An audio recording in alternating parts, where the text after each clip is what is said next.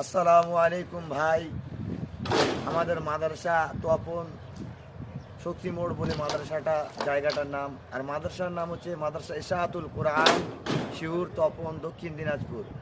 এই মাদ্রাসাতে ছাত্র প্রায় 140 থেকে 45 জন ছাত্র ও ছাত্রী মিলে।